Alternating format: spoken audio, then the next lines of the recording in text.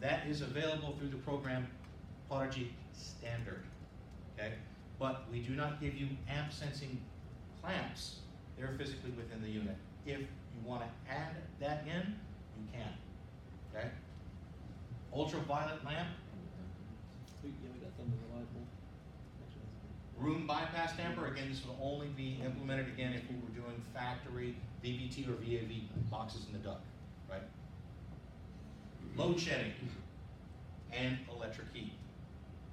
These two configuration IDs essentially should be set up correctly from the factory, but if your vendor is doing field install accessories such as power exhaust and economizer, which again, in California, and I have it, right?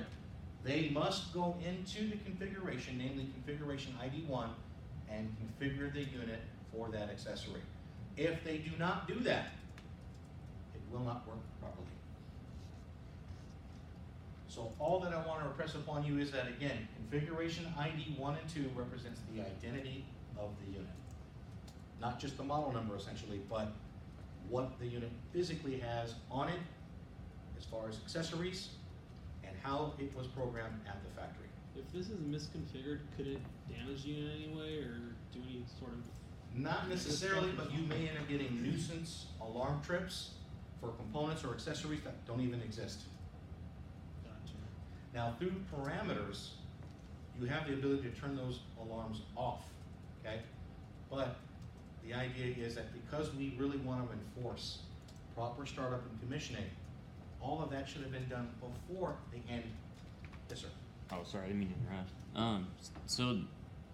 So say after you get all your configurations done and your parameter set, is there a lockout that you can have where you have to enter a passcode to where nobody can tinker with it? The answer is unfortunately no. Ouch. Ooh. The reason why we didn't do that was because of the horror stories essentially we learned from our competitors, namely Carrier and ComfortLink, where it required you to enter in a passcode of either 000 or 001, and somebody would come in and change it, and then you would disappear. That meant a $1,200 board replacement because nobody knew how to get into the board. We Makes said, sense. not going to do that. Not going to do that to our customers. But unfortunately, that doesn't mean that you may end up having someone who may not be knowing what they're doing, simply getting access to programming. But I will tell you, anything that they do, say you do run into an event of like that, there is a reset the factory default that you can do. And obviously, again, if you're doing proper startup and it's being saved to USB flash, plug in that flash drive back in and reinstalling all the configurations synonymous to what the unit used to be. So it's not that difficult. Okay. You mentioned before that if there was 3 alike systems on the roof that you can just bounce from next to next, is it possible to use the same parameters for like another building, like later on maybe? That depends on what your spec requirements are. I mean, obviously the answer on that is yes, of course. But again, depending on what the application is for that building, okay, or whatever the Vita dialysis requirements are, would be how you configure and set the unit up. Does this make sense? Yes, sir. Okay, so again, we have parameters, which are the rules of engagement. They're set points. We have the model, we have the serial number, and then we have the unit's ID. Okay? I think it was a good note there at the bottom too, about the phase and voltage detection. Too, where, again, for whatever reason too, you mentioned the configuration is wrong, and it says it's got phase or voltage detection. So that could be Right, and the result of that is, let's say somebody did activate that, right. okay? Because we don't supply amp sensing clamps there within the unit, you may see that error code come up immediately and be like, I don't even have, amp clamps, how is it going into that? Yeah. Well, the configuration for that has been set incorrectly. Yeah. That makes sense. So if you don't have those external clamps and it isn't phase or voltage detection, it just won't work right. You can't use that. You'll get an function. error code right off the bat. Gotcha. This is a And if it lockdown. happens enough, it will lock off the unit because it's a protectionary program that the unit's like, hey, I can't run like this. like a 3-phase monitor, pretty much. That's pretty cool. Absolutely. And again, because depending on how it's configured, again, if you were to have amp sensing clamps on all 3 phases, not only are you doing phase and voltage detection, but you can see imbalances as well. Yeah. How much are those? I'm sorry. No, it's okay. I was wondering how much are those clamps?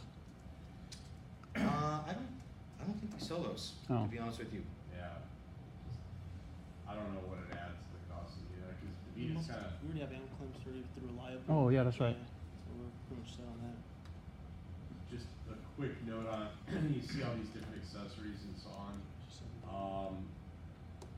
And what's happening with replacement is Davita's asked us, well, we want stock, we want to have our prototype unit available everywhere across the U.S. within, whatever, 24 hours.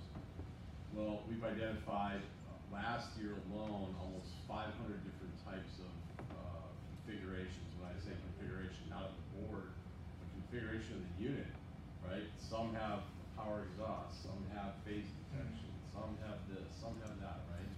We talked about 3 million different combinations. Well, Davita used about 500 last year. So it's hard to stock, 500 of every size unit, right? So multiplied by, whatever, 20 different sizes of RTUs times 500. Doesn't mean that we can't do it though, but.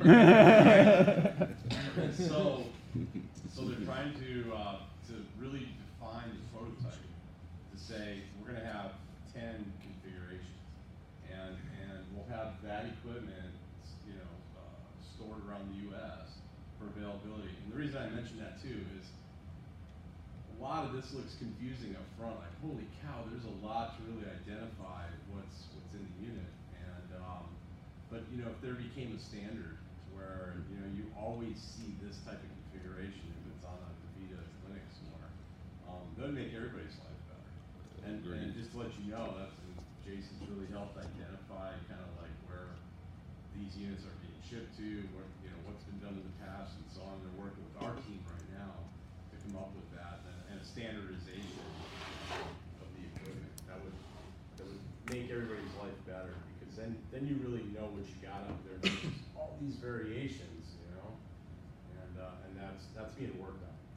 Yeah, it starts with your guys' asset condition scores, right, that you guys are updating. So every time you guys do a PM on an asset, you're able to change the asset condition score, with 1 being like dire, poor condition, 2 being fair, et cetera, So if you guys are keeping those updated during your PMs, we pull that data in the background, and that's what we submit for capital planning. So this year, I think we got, 9.5 million for HVAC units, I think, right? That brings up a good point, Jason. Are you guys familiar with what he's talking about when you're doing your HVAC PMs with the condition scores? I didn't see any of that. It's brand new to me, 'cause I got a couple clinics that could use new units. Site tools. All mine are older than I Not am. site tools, Site it's a Corrigo, tools, no? you're right, but site tools is for a new asset where you're collecting the asset Yeah. information. Once you've done that and you're starting to get PMs through Corrigo, you should be able to just change that score real time during your PM. So, Ruff, I have the documents that you can review with them. That way you guys are updating the scores, right? So when we go to do asset replacement, you guys are telling us we're gonna go focus on the 1s and 2s. Yeah. And like Jason mentioned, as far as budgeting for, next year and the year after, it's really important that we have that information. If we receive, your score stating that this unit is fair, we can, forecast that a few years out. If you're rating it as a poor condition, that's something that we focus on to budget for the following year. So this year, we did receive a decent amount of money, but I think we could have received more if, maybe we had a little bit more information. Not that you guys, are not doing, what's being asked, but, we just want to make sure the information we have is as accurate as possible. If you're there for a PM, say, this month, and at the end of the year, you're there for your 4th quarter PM, and there's a significant